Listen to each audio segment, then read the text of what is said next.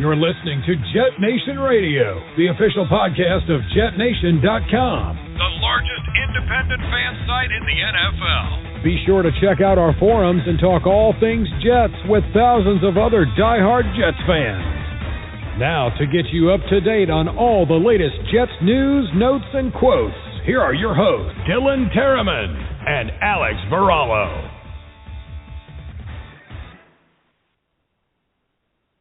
Good evening, ladies and gentlemen, and welcome back to another episode of Jet Nation Radio. This is your host, Alex Varallo, joined with Dylan Tereman. Dylan, how are we doing tonight, bud? Doing well. Got tons of different notes to talk about, whether it's draft or current players on the roster, so should be a good episode for us here. That's great. Yep, Dylan, you were in attendance last week to the Senior Bowl. We will be recapping the game, and you're going to give us a little bit of a deep dive on what you saw while you were on the scene there for the few days of practice. I heard there was a pretty decent day, and then there was a torrential downpour. So, only diehards, are willing to get up and go sit out in, a downpour of rain just to watch some football. And we appreciate you for doing that from Jet Nation and for all our listeners as well.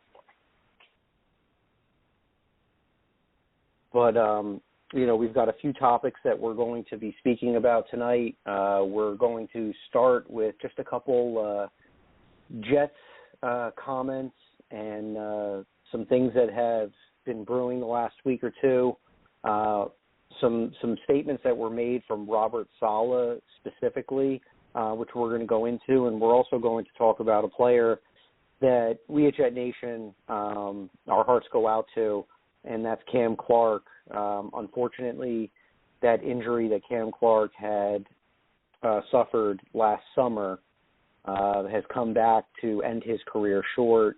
Looks like the doctors have told him that he could risk paralysis if he comes back to play football. He had a neck-related injury. I was there on the day of attendance for camp, and it was a really, really scary scene when he went down. And I'm glad that, he was able to come through it. And at the end of the day, these players have to protect their body. He's a young man who's got the rest of his life ahead of him, and it's very unfortunate on what had happened to Cam Clark. We had hopes for him to do great things with this team and perhaps, be a part of this offensive line that Joe Douglas is building. So very unfortunate news for Cam Clark. But, while we're talking about the offensive line here, Robert Saleh had mentioned something in a press conference while he was at the Senior Bowl, and that was regarding the left tackle position. So I don't have the quote verbatim here, but more or less what Robert Saleh had said was that the left tackle position is George's job to lose, and Mekhi Becton and him will be in competition for that left tackle spot. So, Dylan, what's your reaction to this news on Fant and Becton? This was something that we were talking about at the end of last season because George was playing so well, and now we've got some more info on what's going to happen for the 2022 season. I think it's really funny how the wave of emotions has completely shifted on George Fant as like an overall, glimpse of it from at least my perspective, because last offseason I was looking at George Fant as like the perfect candidate to cut to save cap money. And now I'm looking at it, and unfortunately I wasn't able to get to the media breakfast. I overslept due to traveling last minute to the Senior Bowl. But the quote was pretty, on par for what I think the Jets should do. I think Mekhi Becton hasn't earned a left tackle spot. I think George Fant, over the course of last season and a little bit of the season before that, has definitely proved that he is worthy of a starting spot on this offensive line. I thought it would be right tackle, but he looks a lot better on the left side. So definitely something that he has earned over Mekhi Becton. And we obviously have all these questions about Mekhi Becton's health and his weight, and I'm not going to, try to speak on that intelligently. I don't know what his weight is or his mindset is about this, but it's something he needs to attack aggressively, according to the coaching staff, and needs to really kill the off season to take the job back. And that's not necessarily a bad thing, because it's going to, put a little fire under his butt and, motivate him a little bit, which it should. And at worst, he's a right tackle, which is something he played in college at Louisville. So it's not, the worst case scenario. Obviously, you don't want to draft somebody as high as 11 like they did and say, oh, he's going to be a right tackle. But at the same time, you can't really take that away from George Fant. So I definitely agree with what he said. I hope it's not coach speak, and I hope that once we get into the off season, one, I hope George Fant has a new contract, and then two, I hope that he is playing left tackle and he's durable at it too. I hope he's excelling at it, because I think the Jets really need bookend tackles. So this wouldn't be the worst case scenario, in my opinion. Yeah, this was pretty intriguing. I think you were not alone with the thought process of, saving some money at the salary cap and getting more aggressive on, big ticket free agents. And, Fant offered substantial savings, around $10 million off the cap. So, you can make a big offer for one player. You can use that to acquire several players. So, you were not alone on that, and I would have been fine last year had they did that, under the impression that Mekhi Becton was going to be playing in a full season. So knowing what we know now, I guess this is the most logical thing to do. There were some rumors that were circulating, I believe, from, ESPN guys and some other people that were saying that the Jets aren't particularly pleased with Mekhi Becton. Probably looking at this now, they feel vindicated. It's still unknown what their true thoughts are, but, at this point in time, the approach of, even first-round picks aren't solidified into this roster is definitely a statement that everybody needs to be aware of when they're in the, when they're trying to get, the roster panned out. And some players, they put it in neutral because they figure, I'm a top, round pick, and, the job's mine, and I'm just going to, kind of go through the motions because I have guaranteed money and things like that. So, this should be a good motivation pusher for, for Becton and company, and for the rest of the guys out there that, just feel that they have to do a little bit more to earn a spot. So I can disagree with what they've said or what Robert Saleh said, and I'm sure, Becton might have been a little alarmed by that, but at the end of the day, if he's a true competitor, he'll look at this as a positive way to go back and remind everybody what he's capable of doing and trying to win that job. Dylan, I'm seeing your message right now. This does seem like I was just going to say, could you imagine a scenario? About the position. I was going to say, could you imagine break it down?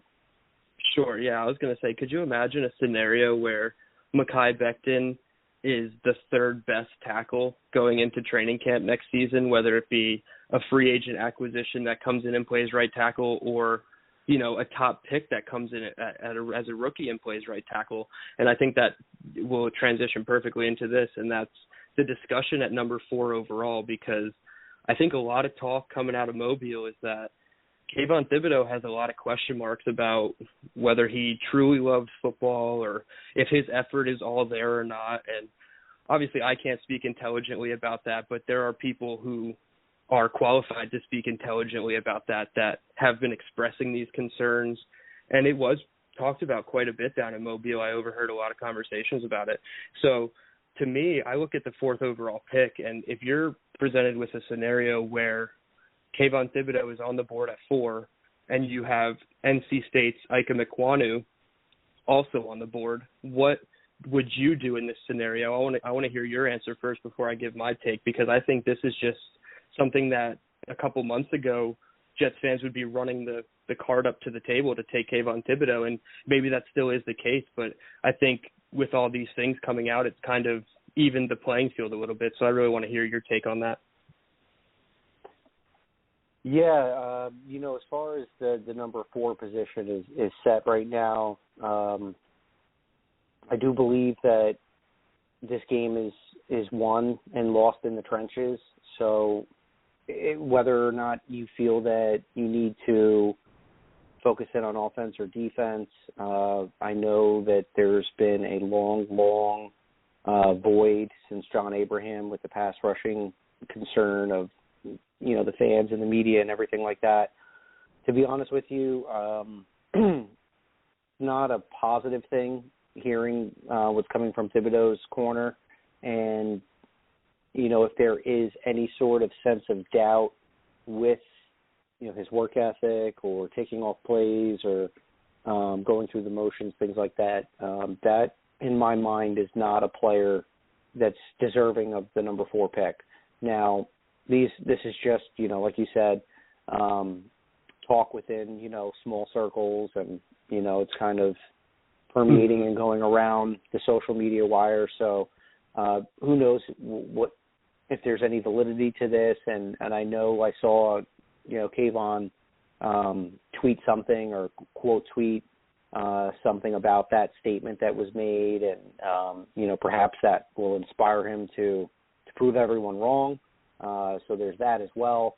But, at the moment right now, when I look at this team right here, I think that they really need to come up with a game plan as far as how they want to attack March, and then that'll give them the opportunity to exploit the draft.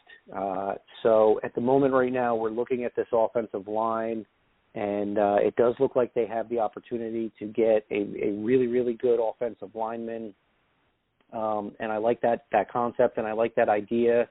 But I'm also comfortable going forward with Becton and Fant as our left and right tackle at the moment. And, however that plays out, whatever's best for the team is where I see it. So my heart's not set in stone on either of these two players at the moment. It's still early. We're in our second week of February here. So right now I'm kind of undecided on how I feel about this number 4 pick with the pass rusher or with another offensive lineman. If you bring in the offensive lineman and you make George Fant the captain as he's been the last couple of years, then that really, really does tell you how much they've, separated themselves, or they're attempting to separate themselves from Becton. That would be quite alarming, and that would, obviously strike up a lot of drama for this team, and everybody will, be wondering what the heck the Jets are doing in this scenario, and how could they draft a player and then, be looking to get rid of him after 2 years. So that would be very, very, toxic maybe. But, so I guess my answer is not great, Dylan, to be honest with you. I'm kind of on the fence here. I don't think that they should invest at the same position, being left tackle, being that you just did it 2 years ago. You've committed to that guy. Becton has guaranteed money.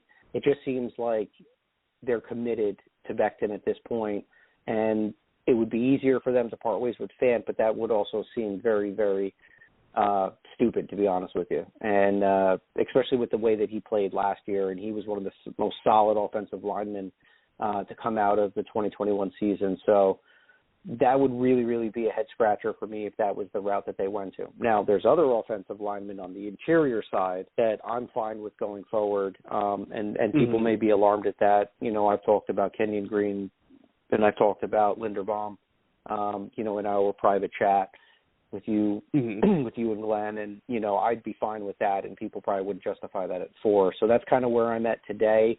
Like I said, it's still early, and once the testing and everything like that pans out, I'll probably have a better answer for you, but I am interested on your take on this scenario here. So go ahead and let the listeners know.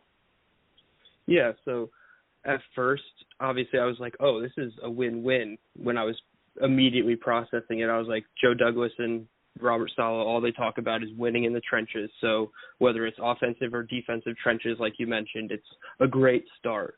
And then I really started peeling back the onion a little bit, and I think Ekwonu overall would be a safer pick, and I'll explain why it's safer, because even though Kayvon Thibodeau has a ton of upside, like I think he's a huge high ceiling player just because I don't think we saw exactly like the full range of everything he could do at Oregon. Obviously we saw the flashes of him, but if he could put it all together, I think he's one of the highest ceiling players in this draft. But Ekwonu is a safer pick for Joe Douglas on a job security level. And what I mean by that is if Joe Douglas were to take Kayvon Thibodeau, and the rumors are true, say they did their investigation and they said, everything checks out with this guy, we're going to take him, and he ends up being what these rumors say. And quite frankly, I don't believe the rumors. I think this guy's going to be a stud regardless, and yes, this is just more motivation for him.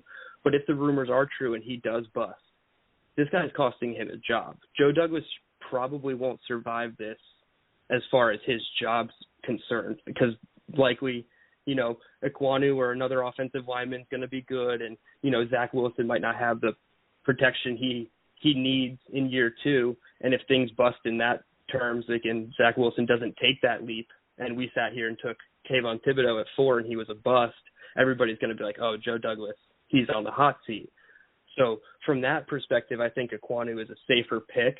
Plus, I think obviously he has the positional versatility. He can play a little bit of guard. He can play tackle. So regardless if Becton, has that superstar off season or not, Ekwonu should be able to find the field in year 1, whether it's right guard or right tackle.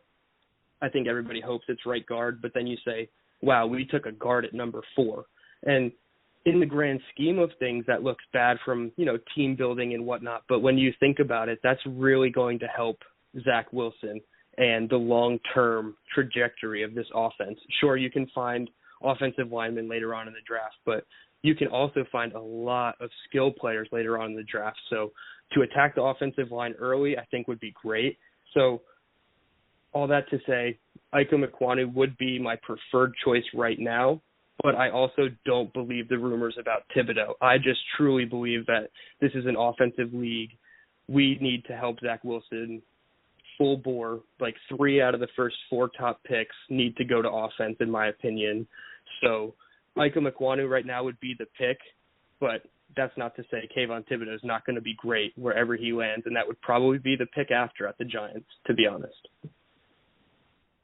Yeah, that would be really interesting, and you bring up a good point about how this would reflect Joe Douglas's job, because if you look at his 2020 draft, and let's just say, they take the offensive line and they keep George Fant and they phase out Becton, not only are you parting ways with his first round pick from the 2020 draft, but then you look at Denzel Mims, who was, missing in action, either a healthy scratch or just wasn't being deployed in the offense last year. You have Ashton Davis, who showed some promise on some plays, but also showed that he's definitely very, very raw and inexperienced to be the last man of defense for this defense. And then as far as Zuniga, Pirine, Morgan, and Clark, Pirine's still on the roster, but we know that he was also one of those players that was phased out last season and wasn't incorporated at all. And then that just leaves you your last 2 picks of that draft, Bryce Hall and Braden Mann, who are starters.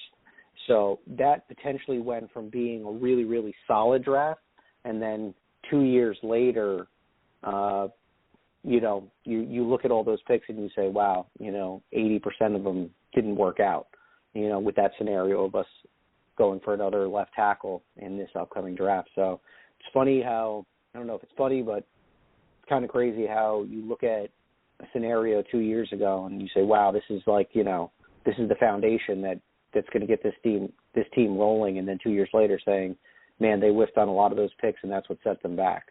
So very interesting to see how things can change so rapidly within a couple of years. All right, so that was a good segment there. Got a little draft talk in, and speaking about the offensive line, and this is probably going to be something that we'll be talking about a lot moving forward. So let's pivot and let's go into the Senior Bowl game here. Dylan, I just have a couple questions for you before we get in to your notes and things like that. So the first thing that I wanted to ask you was our tight end coach, Coach Middleton, was the head coach instead of Robert Saleh for this game. Now, why was that? Yeah, so they decided that they were going to use the team's head coaches, so Robert Saleh and Dan Campbell, as more of just advisory roles and like overseeing the whole operation instead of really hands-on with the prospects.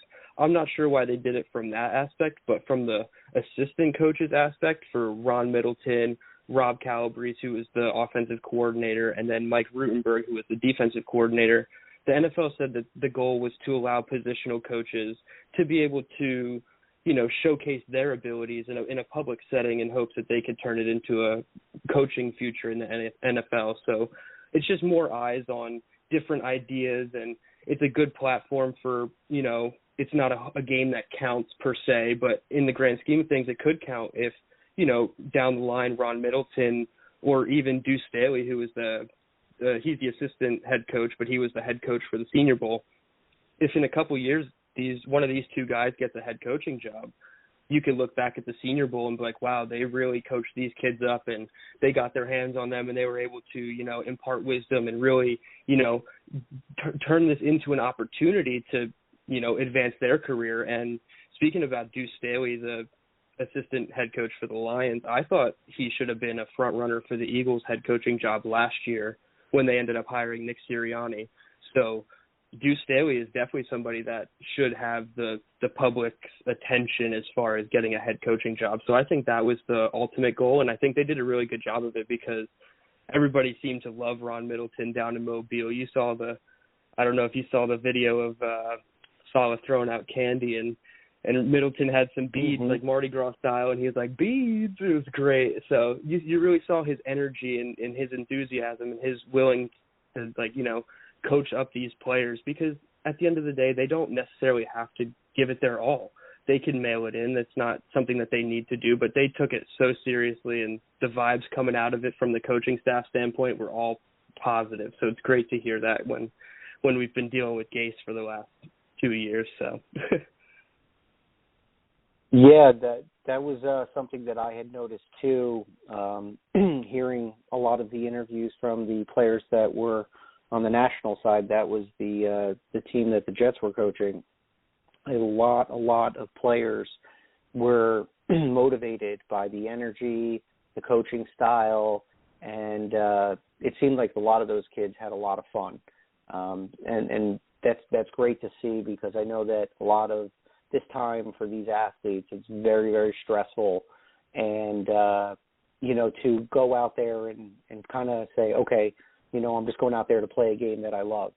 And I get to hit people while I'm doing it, you know. And if you saw his speech about if you don't know what to do, hit somebody, and if someone's standing in your way, hit somebody, and if, you know, you don't know what to do, just hit somebody again. And kind of love that. And he's a little bit old school, and I feel like that's definitely needed at times. So very cool to see Coach Middleton yet again in the limelight as the head coach. I guess that makes his record 2-0 so far for his head coaching career, even though you can't count this one as a professional one. But Dylan, you were there last week to see some of the practices. So I want to ask you, this is a two-part question, so go right into it. From the offensive side and from the defensive side, while you were watching these drills and practices going down, what particular player from each side of the ball stood out to you? You know, anybody that you didn't know going into the week and, you know, they surprised you too? Let us know what you saw. Yeah, first off, I do want to say another big, huge thank you to Jim Nagy and staff for just allowing this opportunity to even happen in the first place. I think it was great to interact with everybody down there, met a whole bunch of new people. And then I do want to thank Jet Nation, because obviously for this opportunity to happen, it took, you know, Phil and I collaborating and applying for the credentials together. So it was just huge to have the support of everybody from the site, behind me, and really gave me the confidence to go and network myself, because I was nervous and I have never been in a setting like this. So it was a huge, comfort zone move that I had to make. So, I really appreciate you guys supporting me the whole way. And then obviously, quick shout out, everybody that followed me on Twitter. You guys are awesome. I think I gained almost 100 followers over the week. So I really appreciate you guys tuning in and liking my stuff. I even got a like from a player at the Senior Bowl that I'll get into. But as far as the practices go, as far as the practices go, I was able to go to the first practice.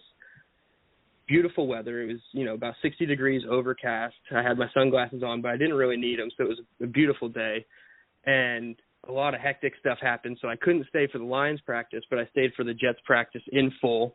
And then the second day was the rainstorm, and oh my goodness, it was a rainstorm. Every 30 seconds, a big, huge gust of wind came, and we were just running for cover. So I stayed for both Jets practices that I could get to, but I didn't see any of the Lions practices other than the film that was sent to me from the Senior Bowl. So I've still been reviewing the Lions team, so all my notes are going to be just specifically national team players for the Jets. But as far as one player on offense that stood out to me, it would have to be Christian Watson. He's a wide receiver from North Dakota State. He was far and away the best wide receiver, and he's a bigger guy. I think he was listed at 6'1", 211. So he's, when you hear that immediately, you're like, oh, he's just like a bigger, deep threat kind of guy. And yes, he has that. But the first 2 days in practice, especially in the rain, he was running pro-style routes, crisp. He was getting in and out of his breaks pretty well for his size. Obviously, he can't get, that full chop his feet and turn in a phone booth type, route. But for his size, he was doing great. Natural hands, natural movement. He had a nice catch along the sideline that really impressed me. I recorded the play before that, so I was reloading my video on my phone to take the next, and he did the sideline catch, and everybody just went, woo! And, of course, it was Christian Watson. So he's a big guy that's popped up on my radar. And as an honorable mention on offense, I'm going to cheat a little bit. I'm going to say Bo Melton, because on day 3, I went back and watched the film of day 3 when they were inside. He was cutting people up. The back of his T-shirt under his jersey was probably very ripped at the end of practice because of all the holdings that happened against him. He cut up Petrie. He was cutting up, I think, Damari Mathis in the slot. Just all these one-on-ones. He was cutting people up. So Bo Melton out of Rutgers was definitely a surprise for me.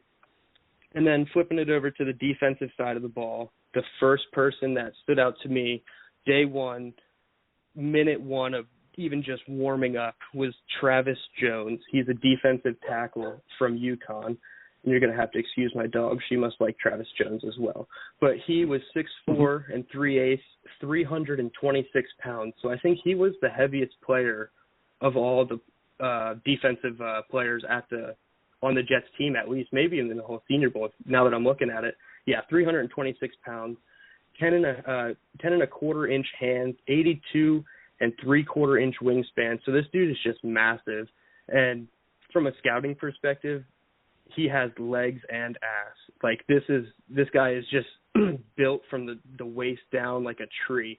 And he was moving everybody, even Zion Johnson, the Boston College interior lineman, who I thought coming in and going out was probably the best offensive lineman consistently over the week.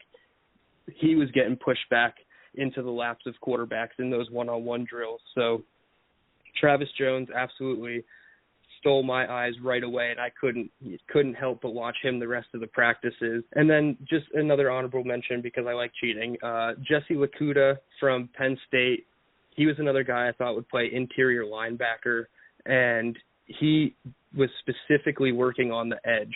And he flat-backed Daniel Falele, who was the 6'8", 387-pound offensive lineman from Minnesota. So he's given up, over 100-something pounds to Lakuta, and he just put him right on his back.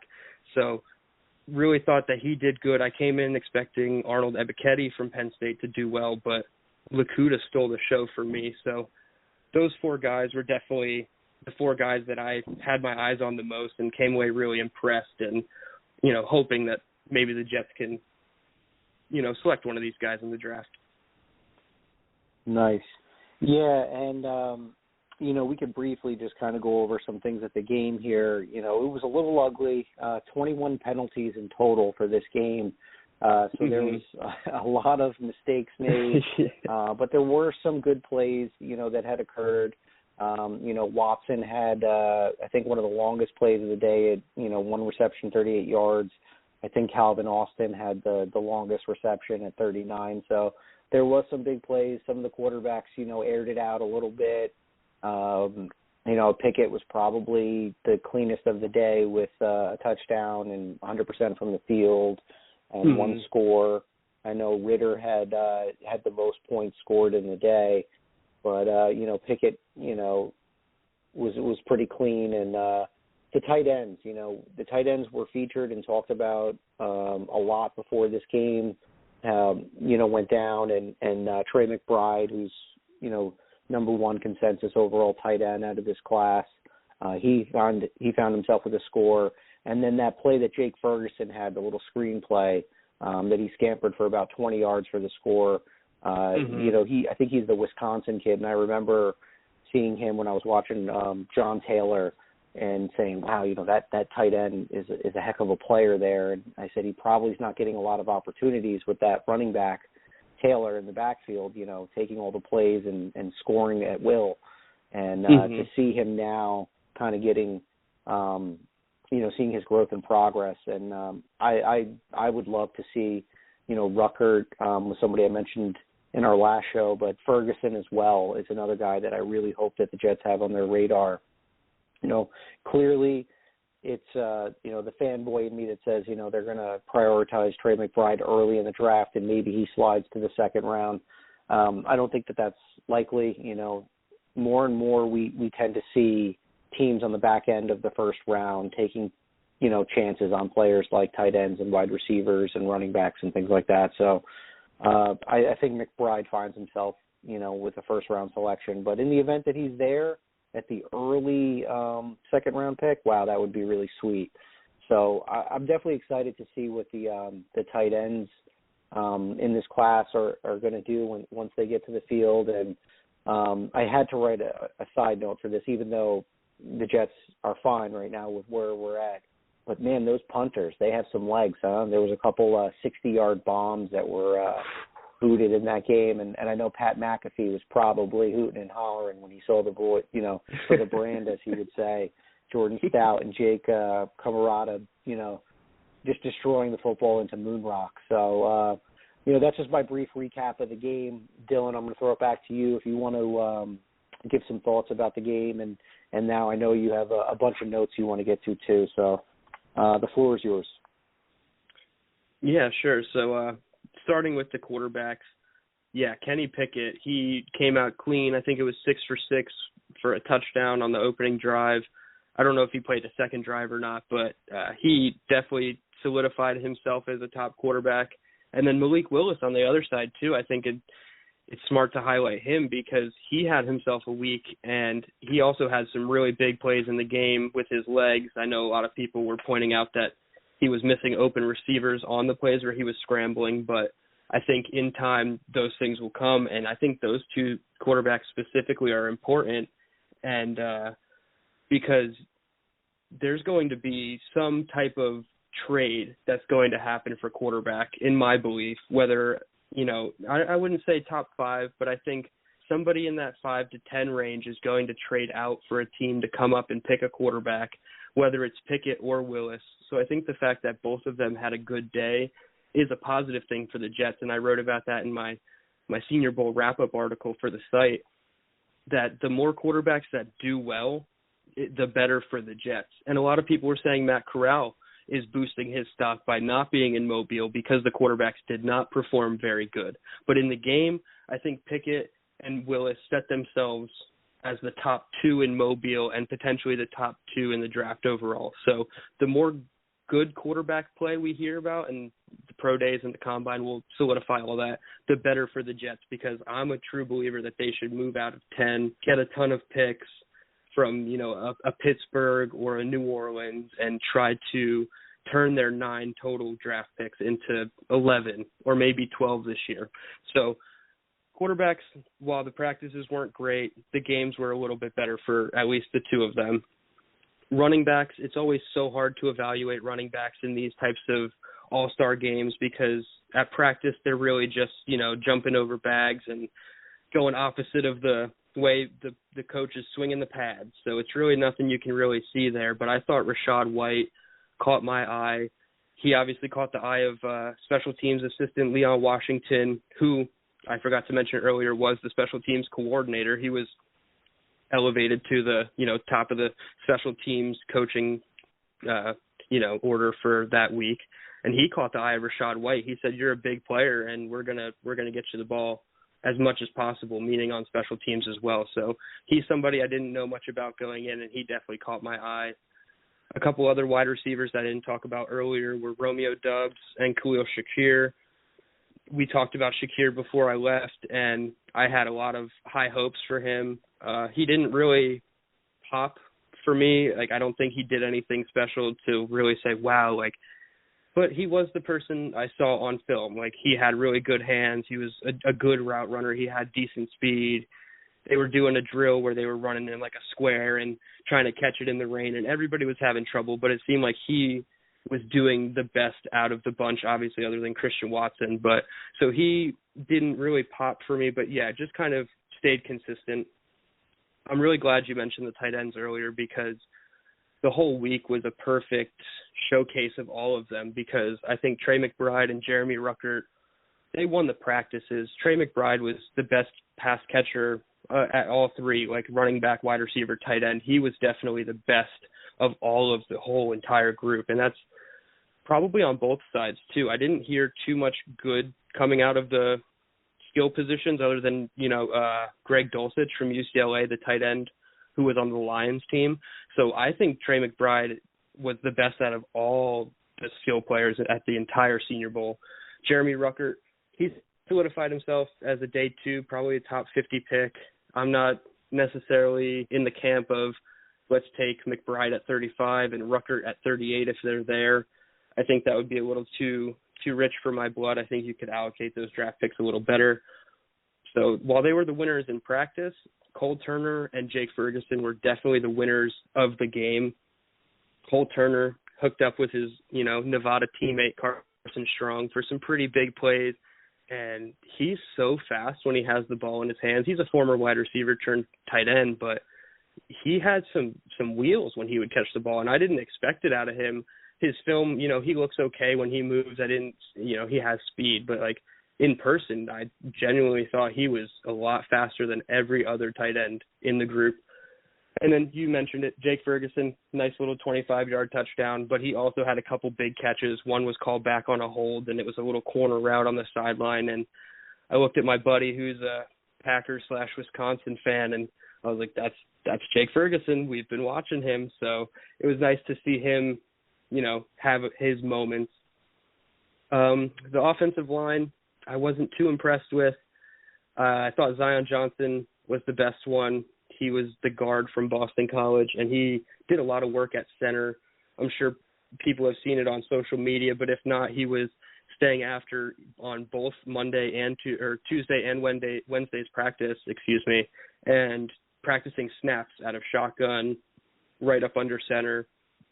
So you just love to see the enthusiasm and the drive to get better from him because, like I said, he was probably the best offensive lineman coming in and leaving Mobile, in my opinion. I didn't, really like what I saw from the small school guys. Trevor Penning out of Northern Iowa, you'll see him all over his highlights. He was nasty. He definitely, made an impression on coaches in that aspect of hey, I'm this physical, big left tackle who's not going to take any BS from defenders. But at the same time, he was really getting beat on his outside shoulder. Guys were coming off the edge really fast, speed rushing him, and you could tell it was getting to him because the next rep he'd get a little aggravated and, a little extracurricular and pushing and shoving here and there. So overall, I thought his performance, while it was, memorable for coaches and scouts, I don't necessarily know if he did enough to boost his stock as what people are calling a mid-first rounder. I think maybe he's a late first-round guy. And then another small school guy was Bernard Raymond. he was a guy that I really thought was going to elevate his draft stock and potentially be in that, 12, 15, 17 range in the draft. And kind of the same thing. He was getting burnt by the speed rushes off the edge.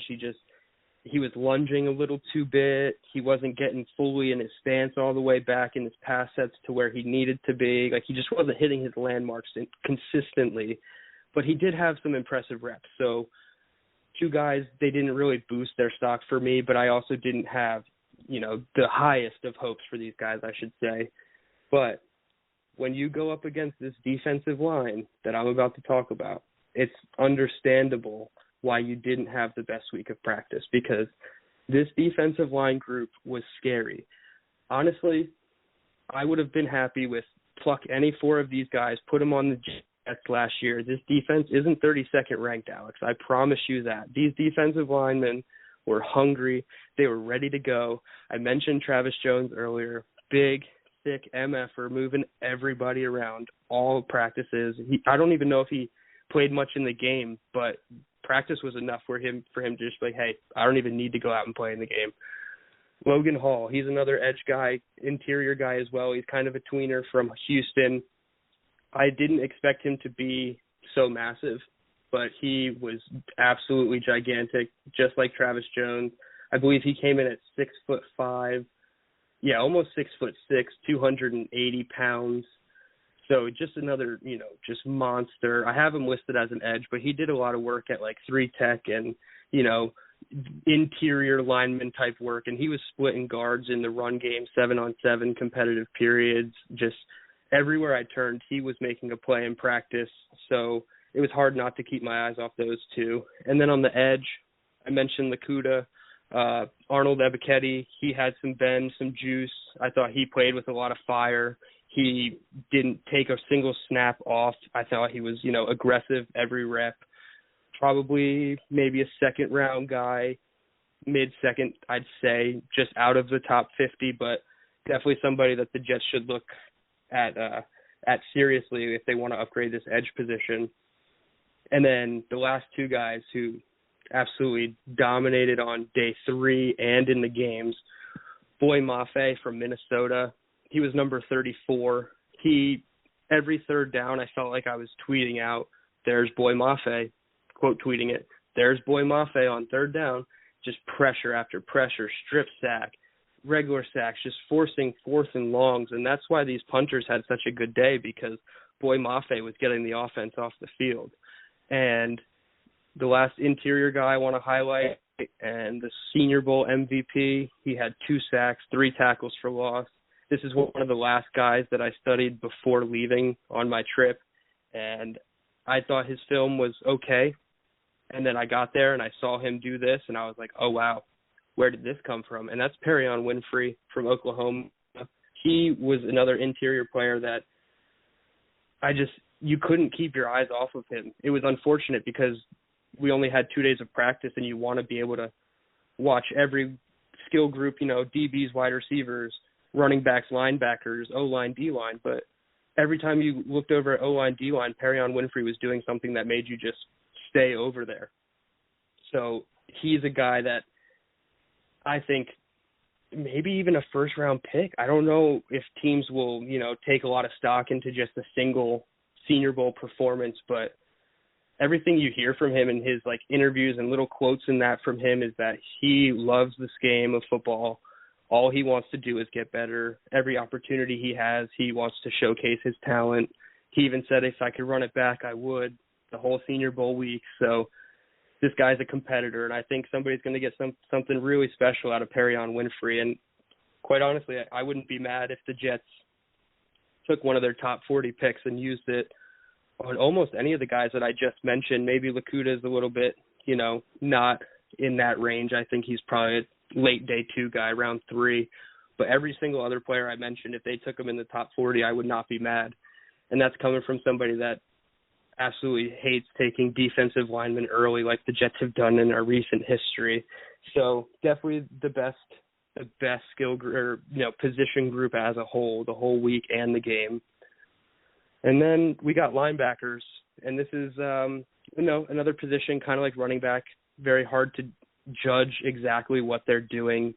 Linebackers, they just kind of run through garbage cans, they backpedal, quick close downhill, catch a couple passes, pick up a couple fumbles, punch out a couple, they do little drills like that, nothing that you can really see what they do.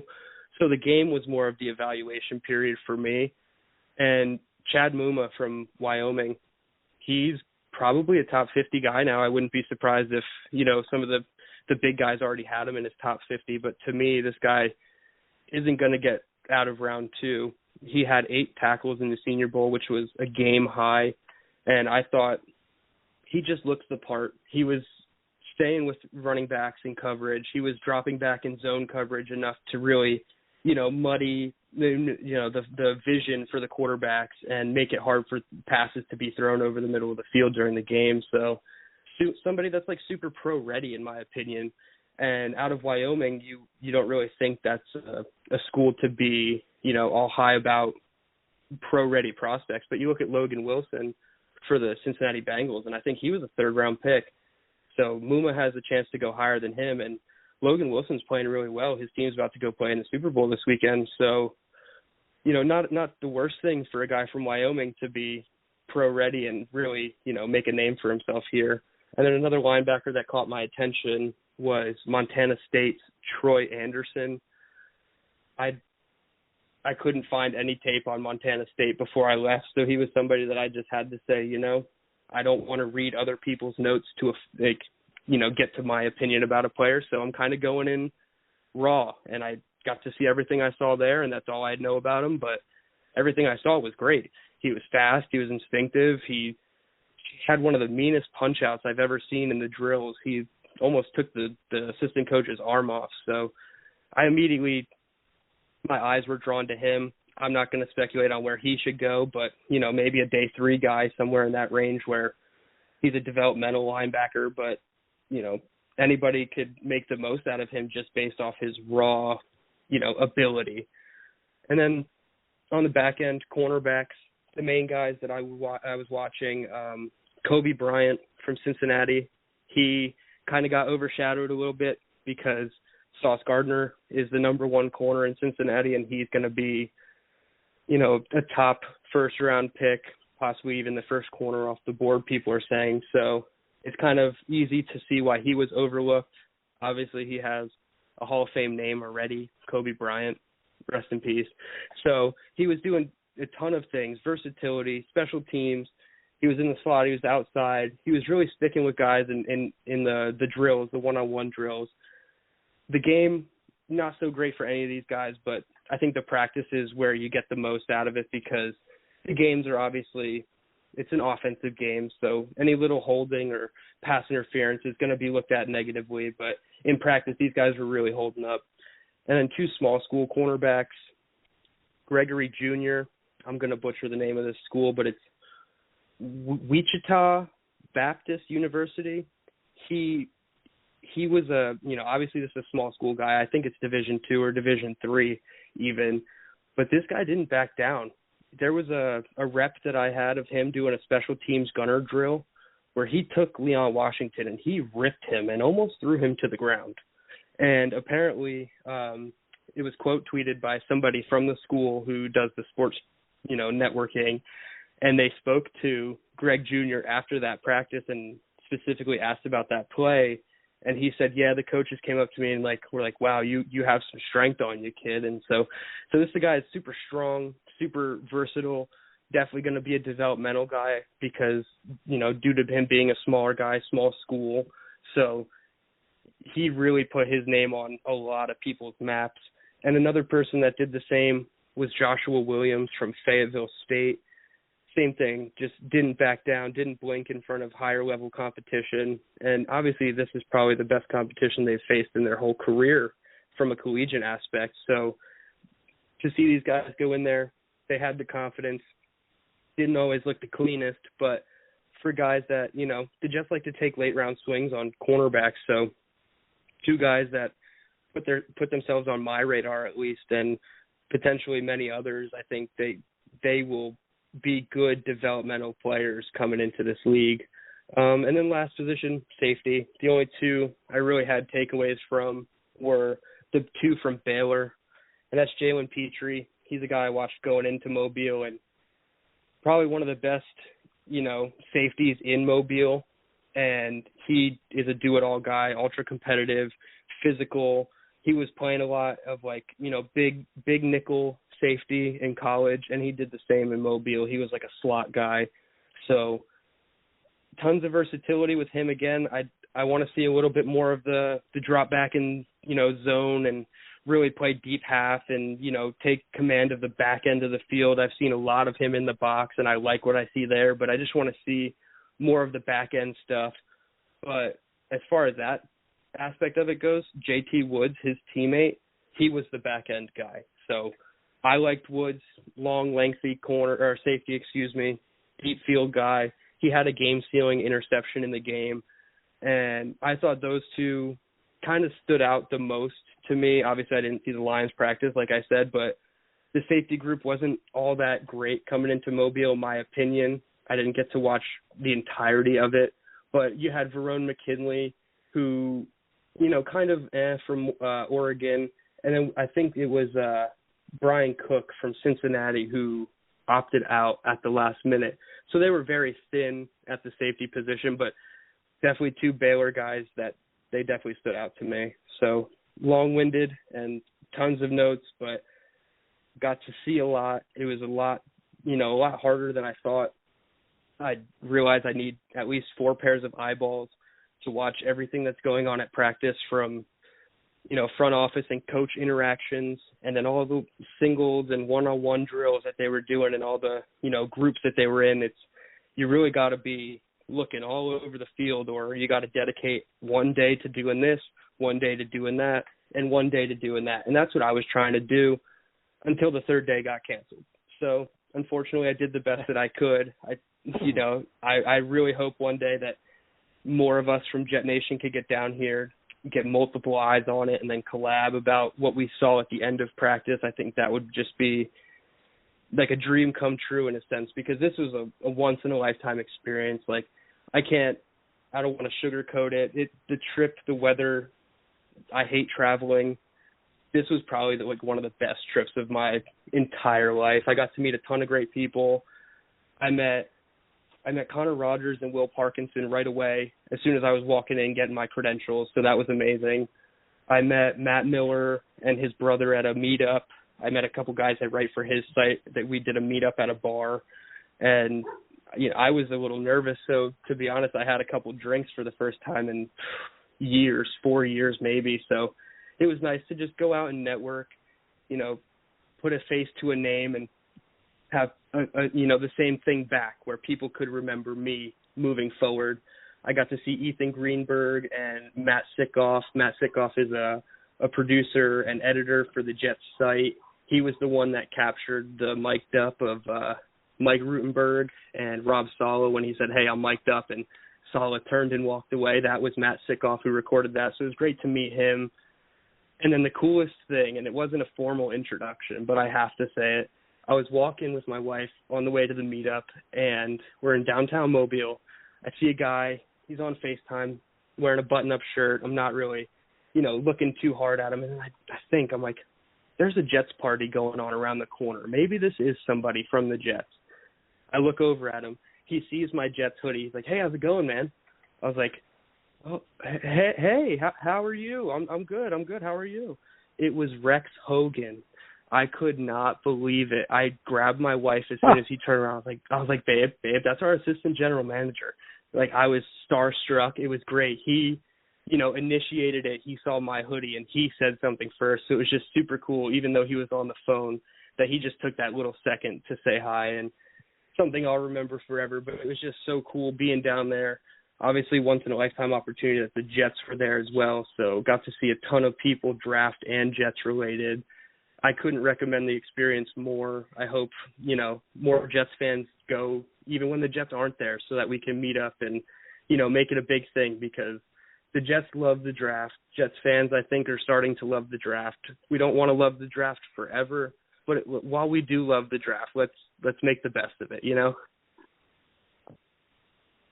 Oh, absolutely, Dylan, and that was a fantastic breakdown, and I share the same sentiment as when I had been in attendance to the training camps, and people are tweeting you and they're asking you, what about this player, what about that player?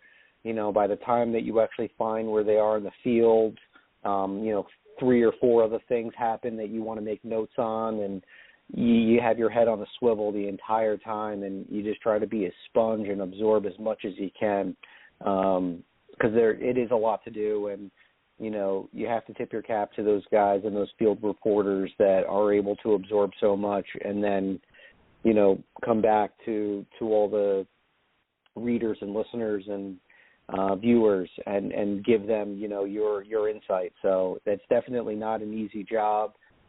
Easier said than done for sure, but just really glad that you had such a fantastic time while you were down there. And I must say, when I was watching that game, and I think I had this written down here. Where is it? Okay, so the national team that the Jets had coached this week had 8 sacks and 12 tackles for a loss.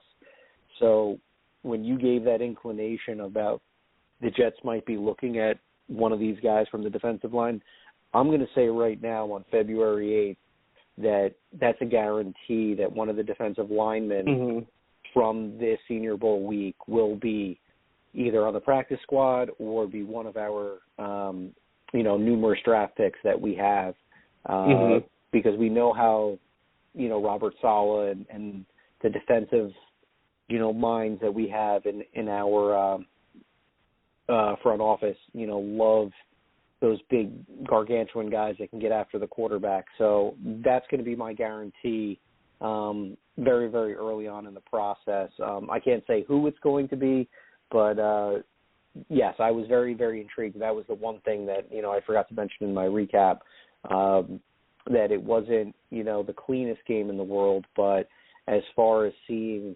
lots of pressure and watching these quarterbacks under duress, the national side of this game almost seemed lopsided to what they were doing to the to the American side's offensive line, and there were some good players out there too.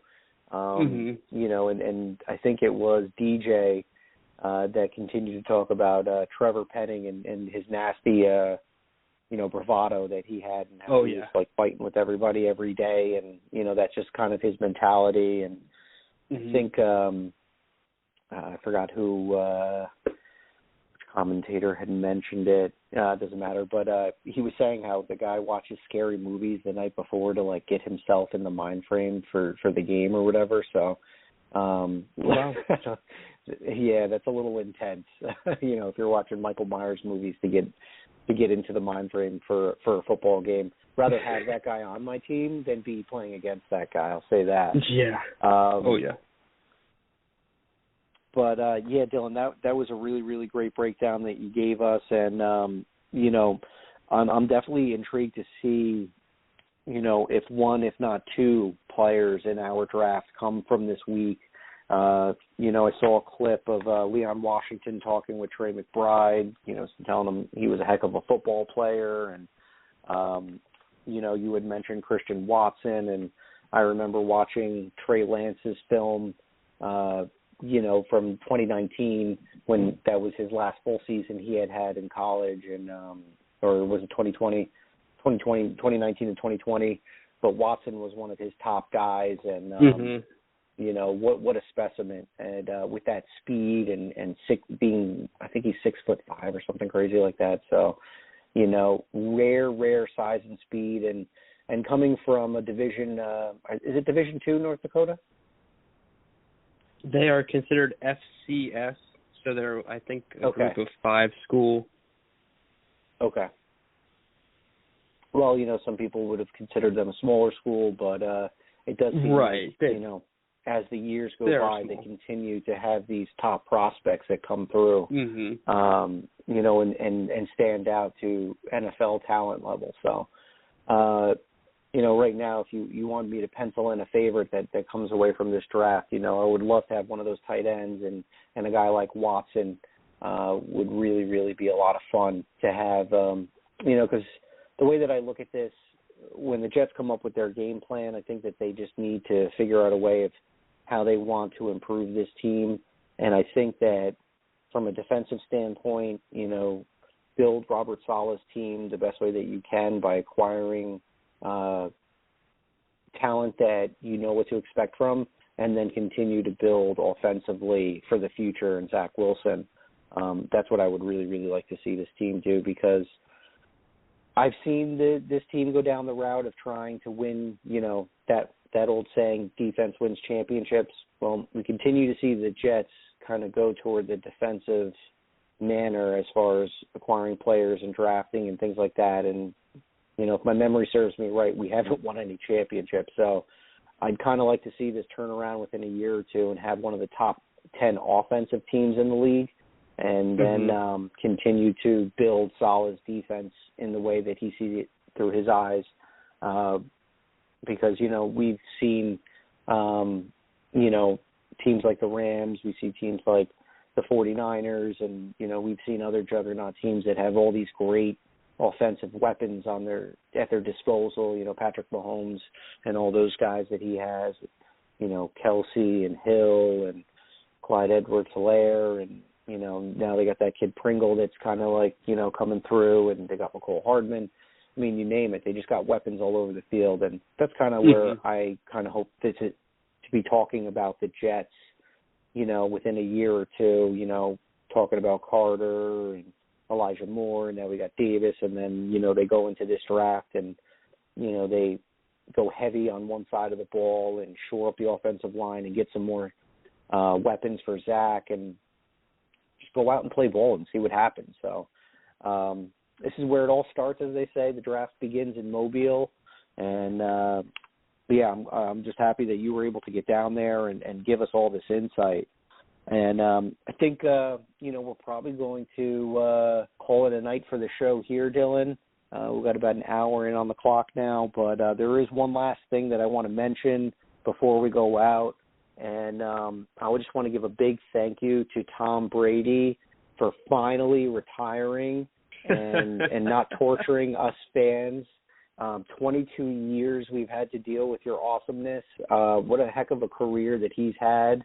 Nobody knows, what Tom Brady's capable of better than the New York Jets, having to face him so many times, year in, year out, just kind of marking those games on the schedule as losses because, he's just one of those guys, and he's always been one of those players that you hate to play against him, but you have to respect everything that he does. So, kind of odd, on a Jets podcast to be talking about Tom Brady, but we're also talking about a first ballot Hall of Fame guy, and maybe the best quarterback that we've ever seen in our lives and in the history of this game. So, Dylan, I don't know if you have any thoughts or remarks on that, or, if you're, flipping the bird, behind the, I guess we're not on camera here, but behind the phone lines. But any thoughts on that? Yeah, I mean, I'm not flipping the bird. I think the way he went out was okay. Obviously, I think he still had a few years left in the tank. I'm glad he didn't. You got me? You got me here? Can you hear me? Okay. Don't know if you just lost Dylan there.